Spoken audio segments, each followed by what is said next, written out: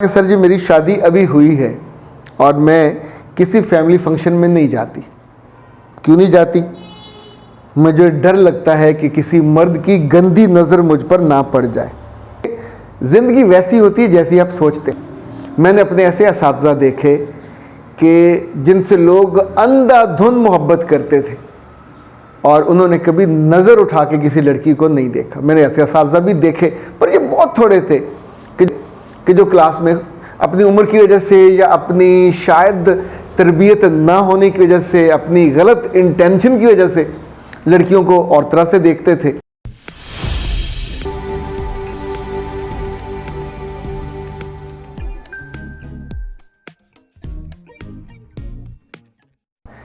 बिस्मिल्लाहिर्रहमानिर्रहीम। खातिन हज़रात, मैं हूँ अख्तर अब्बास और आप सबको मेरा सलाम पहुँचे। मौजूद तो आज का बड़ा मज़े का है, अहम है, उन बच्चियों के बारे में है जो अपने पर्दे के बारे में बहुत ज़्यादा कॉन्शियस होती हैं, अपनी ज़िंदगी भी और दूसरों की ज़िंदगी भी काफ़ी मुश्किल कर देती हैं। उनकी सोशल लाइफ भी डिस्टर्ब होती है और जहाँ वो जी रही होती हैं ज़ाहिर है वो भी तंग होते हैं। ये बच्चियाँ मुख्तलिफ़ उम्र की होती हैं, मुख्तलिफ़ ख़ानदानों की होती हैं। ऐसा क्यों करती हैं और कितना उनको करना चाहिए और कितना नहीं करना चाहिए, किस में वो सेफ़ होती हैं और किस जोन में वो सेफ़ नहीं होती, इस पे हम बात करेंगे। लेकिन उससे पहले मैं आपको एक हल्की फुल्की चीज़ बताना चाहता हूँ। इसका ताल्लुक़ अमरूद के जूस से है और हमारे बहुत ही प्यारे दोस्त हैं कोऑर्डिनेटर नईम साहब, उन्होंने ये भेजा है और वो कहते हैं कि बशीर साहब के फेसबुक पे एक लड़की से दोस्ती हो गई और दोनों कई दिन बातचीत करते रहे। फिर उनका तय हुआ कि फ़लाँ रेस्टोरेंट में मुलाकात की जाए और उसने कहा कि फिर मैं आपको पहचानूंगी कैसे। तो बशीर साहब ने कहा ठीक है, वहाँ जब मैं जाऊँगा तो मैं अमरूद का जूस लेके पी रहूँगा और तुम उससे मुझे पहचान लेना। यानी अमरूद का जूस जो है ग्रीन कलर का होगा तो दूर से नज़र आ जाएगा। जब वहाँ पहुँचे तो होटल वालों ने कहा कि आज अमरूद का जूस तो नहीं है। तो उन्होंने कहा कौन सा है? उन्होंने कहा कि ऑरेंज का है। तो उसने ऑरेंज का जूस लिया और पकड़ के पीना शुरू कर दिया। इतनी देर में वो लड़की आ गई, उसने इधर देखा उधर देखा, नोबडी वाज देयर जो गावा का जूस पी रहा हो। So for a moment she thought and then she came to that person, जो ये बशीर साहब थे जो उस वक्त ऑरेंज जूस पी रहे थे। तो उसने आके उनके पास जब खड़ी हुई तो काफ़ी भद्दी थी, रंग भी ठीक नहीं था, बल्कि भी थी, यानी जो उन्होंने एक महबूब का तस्वर बनाया हुआ था तो वो वैसी नहीं थी। तब उसने पूछा कि are you the same person we are talking on Facebook? तो उन्होंने बशीर साहब ने आगे से गुस्से से कहा, नज़र नहीं आ रहा मैं ऑरेंज जूस पी रहे हैं, तेरी नज़र कमज़ोर है, तेनों अमरूदा जूस नज़र आने आज। खातिन हज़रात, ज़िंदगी में जब इस तरह का लतीफ़ा होता है तो इसका मतलब होता है कि आपकी एक्सपेक्टेशन जो है वो ख़राब हुई हैं, टूटी हैं। जो आपने सोचा हुआ होता है ये हमारे साथ बार बार होता है। छोटे लेवल पे भी होता है, बड़े लेवल पे भी होता है, जब हम बड़े हो जाते हैं तो भी होता है और इसकी वजह से हमको बड़ा सदमा होता है। अगर इसका रेंज बढ़ जाए, ज़िंदगी पे ज़्यादा दूर तक जाए और ऐसा कोई बंदा हमारी ज़िंदगी में आ जाए तो ज़ाहिर है बहुत मुश्किल हो जाती है। मेरे पास जो कि मुख्तलिफ़ सवालात आते रहे हैं उनमें से एक दो सवाल मैंने आपके लिए निकाले। एक तो मिसेस जवाद ने कहा कि सर जी मेरी शादी अभी हुई है और मैं किसी फैमिली फंक्शन में नहीं जाती। क्यों नहीं जाती? मुझे डर लगता है कि किसी मर्द की गंदी नज़र मुझ पर ना पड़ जाए, चूँकि मर्द तो शैतान होते हैं। अब ये सवाल तो मैंने पढ़ा, सच्ची बात है, पढ़ने के बाद मैं थोड़ा तपा, इसलिए कि ज़िंदगी वैसी होती है जैसी आप सोचते हैं।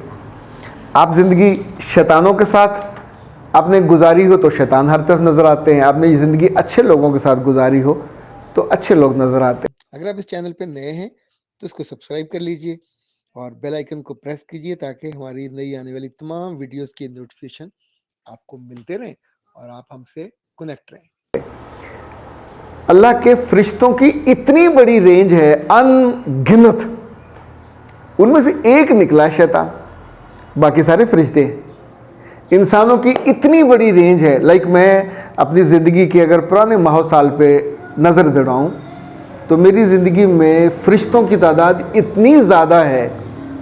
मैंने अपने ऐसे असातिज़ा देखे कि जिनसे लोग अंधाधुंध मोहब्बत करते थे और उन्होंने कभी नज़र उठा के किसी लड़की को नहीं देखा। मैंने ऐसे असातिज़ा भी देखे, पर ये बहुत थोड़े थे कि जो क्लास में अपनी उम्र की वजह से या अपनी शायद तरबियत ना होने की वजह से, अपनी गलत इंटेंशन की वजह से लड़कियों को और तरह से देखते थे। पर ये आटे में नमक के बराबर होते।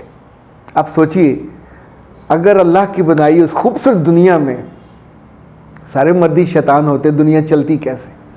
फिर ये जुमला मेरे कानों में और आपके कानों में कैसे आता कि तुम किसी अच्छी माँ के बेटे हो, किसी बदतीनत, बदनिगाह और बुरी फितरत के लड़के को या आदमी को तो हम ये नहीं कहते। मुझे अपनी ज़िंदगी का जो करियर का बिल्कुल आगाज़ है वो याद है, यानी इट वाज 90। और आप सोचें, बिल्कुल आप यूनिवर्सिटी से फ़ारग होते हो, खूबसूरत भी होते हो, बड़े मनसब पे भी होते हो, और बेशुमार लड़कियां जो यूनिवर्सिटी लेवल की होती थी वो पढ़ती थी, आती थी। पर किसी को तो मैंने देखा होगा, किसी से तो मैंने सीखा होगा, जो मैंने उस उम्र में जब आप सिर्फ दोस्तियां करते हैं, मैं उनको बेटा कह के बुलाता था और मैं उनके सर पे हाथ रखता था, तो वो भी धीरे से यहाँ करके, यानी ऐसा नहीं होता था कि वो हाथ यहाँ छू जाए या यहाँ छू जाए। जहाँ आपकी इंटेंशन ख़राब हुई वहाँ आपकी नीयत ख़राब हुई, और नीयत ख़राब होगी तो फिर आपको रहमान के फरिश्ते से शैतान बनते देर नहीं लगती। पर इस बच्ची से मुझे ये कहना है कि मेरे प्यारे बेटे, ज़िंदगी में जब हम आगे मूव करते हैं, मियाँ हमको मिलता है, ख़ानदान मिलता है, तो हमारी इज़्ज़त सिक्योर हो जाती है। वहाँ अगर आप फिर उस तौर पे बिहेव करो जैसे आपको बाज़ार में फिर रहे हो, जैसे आप गुंडों के बीच में, वो जो एक है घिर गई वो वाली, अब रज़िया गालबन गुंडों के बीच में घिर गई, ऐसा तो नहीं होता। अच्छा, जितनी बच्चियाँ इस तरह के मामले में एक्स्ट्रा केयर करती हैं, आमतौर पे वो तंग होती हैं। आपके मुंह से, ज़ुबान से, तर्ज़ अमल से, लहजे से, रवैये से दूसरों को निचले दर्जे का। अच्छा, आप अपने ससुर के बारे में भी ये सोच सकते हो, अपने जेठ के बारे में सोच सकते हो, उसके बारे में भी सोच सकते हो, यानी जो जो आएगा आपको लगेगा सारे शैतान हैं, पर सिर्फ आप ही तो वहाँ हूर परी नहीं हो सकते ना। अल्लाह की इस दुनिया में आप सोचें, ख़ानदानी लोग किनको कहते हैं, जिनकी निगाह अच्छी होती है। इसी तौर पे अच्छी बहनों के भाई, अच्छी बेटियों के बाप और अहले ईमान, यानी वो सारे लोग जो अपने अल्लाह से मोहब्बत करते हैं, उनकी निगाह साफ़ होती है।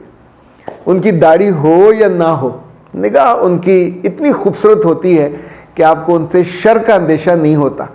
जिस चीज़ का प्रॉब्लम है, जो मुझे लगता है, अगर आप इससे गौर करें, सोचें, अगर लड़कियों को और औरतों को, मर्दों को पहचानना आ जाए, उनकी निगाह को जब मर्द एक दफ़ा आपको देखता है तो लड़की को सेकंड के 100वें हिस्से में पता चलता है कि वो मेरे जिस्म को स्कैन कर रहा है।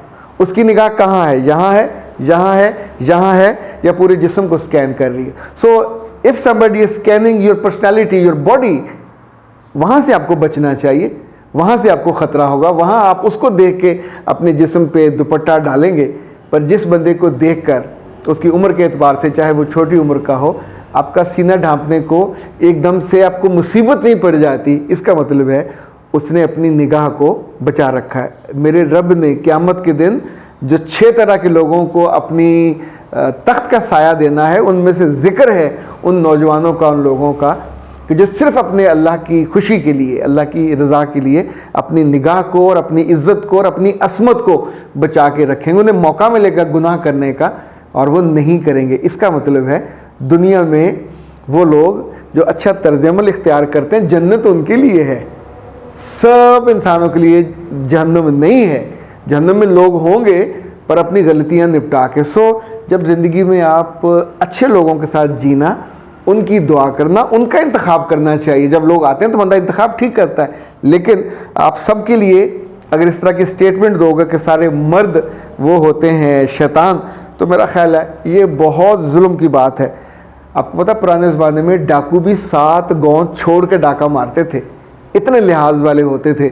अपने गाँव की किसी औरत की तरफ आंख उठा के नहीं देखते थे, चूँकि ये उनकी तरबियत होती थी।